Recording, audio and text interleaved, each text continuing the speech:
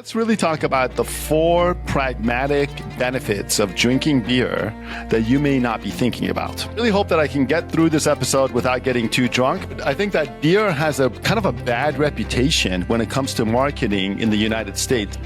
I like to primarily eat foods that are mentioned in the Bible.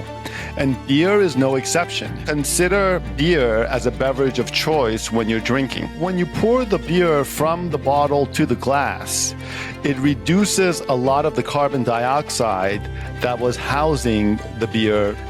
Beer doesn't have any sugar in it. Pilsners, I think, are the way to go. A nice ale can also be good, or a nice stout. I think it hydrates you. It fills you up and can be a meal substitute in some sense. The carbonation is good for your digestion, and you get a little bit of a buzz from it. Lastly, let's talk about how to drink beer, right? I like beer in a glass. I don't think I even need to say this, but everything should be done in moderation. And drinking and driving is an absolute no. You want to be a little bit careful about your alcoholic consumption. And I think beer is a safe choice. It's a good choice. It's a healthy choice. And cheers to you.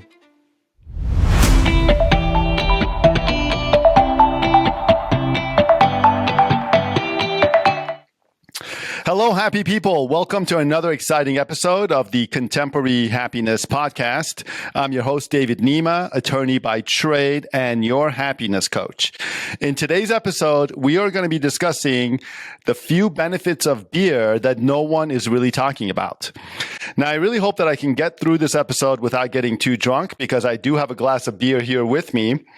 I know it's dry January and a lot of people are maybe abstaining from drinking this month, but whenever you decide to drink again, I want to encourage you to consider beer as the beverage of choice. As I discussed in the chapter titled Diet in Good Problems to Have, I like to primarily eat foods that are mentioned in the Bible. And beer is no exception. Beer is referenced in the Bible. And the reason for this is because I don't like any of this kind of new age food and drink options that are available in contemporary times. And I think that if something is mentioned in the Bible, like beans, lentils, beer, wine, meat, bread, I kind of put a little bit more weight on that. I think those are healthier foods rather than the kind of modern food options that are available to a lot of us, or some of the modern options that are loaded with sugar and dairy and otherwise unhealthy ingredients. So as I said, I think that, when a food or a drink is mentioned in the Bible, I give it a little bit more weight, and beer is referenced in the Bible. But let's really talk about the 4 pragmatic benefits of drinking beer that you may not be thinking about. Now, before we start, I think that beer has a kind of a bad reputation when it comes to marketing in the United States. A lot of young people in the United States don't drink beer. They don't like beer. They drink other things like wine and seltzer and a lot of these kind of sugary drinks and cocktails with a lot of, sugar-filled ingredients in them. And I like beer. I like a nice, simple glass of beer, a nice, well-made beer. I think it goes a long way. Okay. But let's talk about actual benefits to beer that I think are a little bit unknown to most people. Number one of the benefits of beer is that it hydrates you. Okay. Unlike hard liquor like tequila and whiskey, beer has a lot of water in it. Unlike wine, or at least a lot of the wines in the United States, beer doesn't have any sugar in it. Okay. So it's got a lot of water as a source of hydration without any sugar, which is a source of dehydration. Okay. So I've had days where I haven't drank any water, but I'm drinking beer and I don't feel dehydrated. Beer has a lot of water in it. And one of the benefits of beer is just basic hydration. Another benefit of beer is that it can actually kind of fill you up. It can potentially be a diet product to help prevent hunger or reduce your hunger by filling you up. Beer is made from grains, and grains are the same ingredient that go into bread. And beer can fill you up. I'm not going to say it's going to substitute for a proper meal, but it does fill you up between the water and the grains. It has much more potential to fill your stomach than, like I said, a shot of tequila, for example. In fact, I remember back in my college days when I was studying abroad in Europe, we had something called Beer Witch. Right. And this is kind of if you're, low on funds or a little bit broke, you might just have beer and bread or, affectionately called a beer witch that can be basically a full meal. A beer can definitely kind of fill your stomach. And like I said, I'd call it almost a meal substitute. The next benefit of beer is the carbonation. The carbonation is really good, at least for me, for digestion, right? It helps me digest my food and it kind of soothes my stomach a little bit. And I like it for that. That's another benefit of beer, which is the carbonation. Now, some other people say that the fermentation in beer is good for gut health, basically.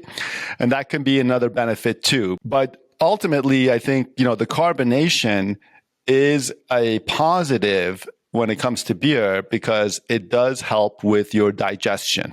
And the fourth benefit of beer is probably one of the most well-known benefits, which is it gives you a little bit of buzz. It kind of takes the edge off a little bit, and that can be beneficial. Now, of course, I don't think I even need to say this, but everything should be done in moderation, and drinking and driving is an absolute no. But, if you can have in moderation a glass of beer here and there, I don't see any health risks with that. And I think there's a lot of positive benefits to that, especially if you're substituting beer for sugary mixed drinks, wine that's filled with sugar, or even hard alcohol that can be, it's hard. It's a serious liqueur that can get you substantially more drunk than beer.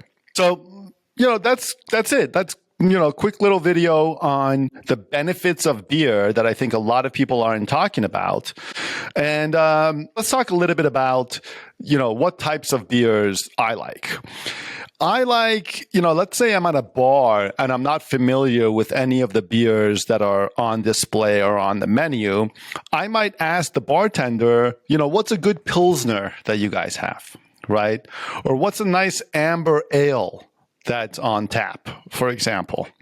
You can kind of talk in these terms when you're ordering beer, whether if you're buying beer or you're ordering beer at a bar, so that you can get a suitable glass of beer for your enjoyment. Pilsners, I think, are the way to go. A nice ale can also be good, or a nice stout. I think when it comes to beer, just like pretty much everything else, it's not about the category of the beverage, but how it's made. And you want to go for quality beer, okay, from a reputable bar or a reputable brand. I think some of the less expensive, low quality brands of beer are not as good, at least for me and my enjoyment, than a nice quality beer, right? Especially that's brewed in-house at a bar, for example. I mean, that is the best. It really hits the spot, and I can enjoy a nice glass of beer at a bar for sure. Lastly, let's talk about how to drink beer, right? I like beer in a glass, personally. The reason for this is because when you pour the beer from the bottle to the glass, it reduces a lot of the carbon dioxide that was housing the beer in the container. Okay. And this leads to less bloating and a more enjoyable beer drinking experience. So I like my beer in a glass. I know that's a little bit sophisticated, but that's how I like it. Now, of course, if, I'm at a camping, for example, and there's no glassware around, I'll drink beer out of a bottle or I'll drink it out of a can. But if all things being equal, I'm somewhere here, for example, in my office, I like beer in a nice glass. And also, I encourage you that if you're going to start drinking beer, to look up how to pour beer, to look up how to pour beer in a glass. There's definitely a right way and a wrong way to pour beer in a glass.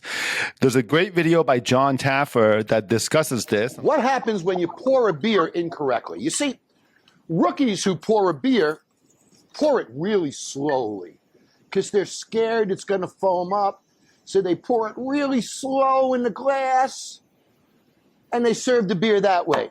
But a bartender who's in a hurry, who really knows the proper way of pouring a beer, will pour that beer much faster and fill the glass that way. Which is better? You see, when you pour a glass incorrectly, this is what happens in the stomach. This beer was poured so easily, the gas is still in the beer. In your stomach, this is what happens. But when the beer is poured correctly and the gases are allowed to dissipate, look at what happens. Which beer would you drink? The one that bloats you or the one that doesn't? Pour your beers right. There's definitely a right way to pour beer, which can add to your enjoyment and your beer drinking experience. So there you have it. The 4 benefits of beer that no one's talking about. It hydrates you. It fills you up and can be a meal substitute in some sense. The carbonation is good for your digestion, and you get a little bit of a buzz from it. Now, again, I have to encourage you to drink responsibly and never, ever drink and drive. And consider beer as a beverage of choice. Definitely over wine. And again, some of these mixed drinks. I never drink mixed drinks. Now, if I'm at a bar and I want something stronger than a beer, I'll have a tequila or I'll have whiskey.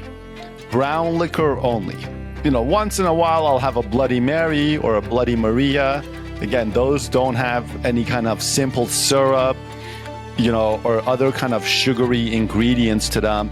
But something like a Jack and Coke, for example, that'll set you back because just the sugar in Jack Daniel's whiskey is just terrible for you. The sugar in a lot of wine. I've been wine tasting before, and you're drinking all this white wine, for example, and you just have this pounding headache from the dehydration, So you want to be a little bit careful about your alcoholic consumption.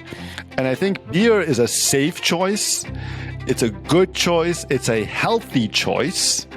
And cheers to you.